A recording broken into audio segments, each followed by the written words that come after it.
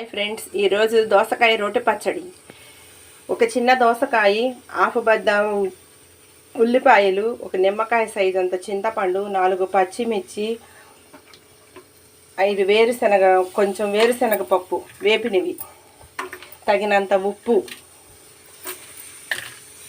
ఇవన్నీ మిక్సీ పట్టుకోవాలి. చింతపండు, పచ్చిమిరపకాయలు, ఇలా ఇవన్నీ మిక్సీ పట్టుకున్నాక కొంచెం దోసకాయ ముక్కలు వేసుకొని మిక్సీ పట్టుకోవాలి. ఇంకా మిగిలి ఉన్న దోసకాయ ముక్కలన్నీ వేసేసుకొని బరకగా మిక్సీ పట్టుకోవాలి. ఇలా ఆయిల్ వేడయ్యాక తాలింపు గింజలు వేసుకొని కొంచెం కరివేపాకు, కొంచెం ఇంగువ వేసుకొని కొంచెం పసుపు వేసుకొని తాలింపు పోపు పెట్టుకోవాలి. అంతేనండి, టేస్టీ దోసకాయ పచ్చడి రెడీ.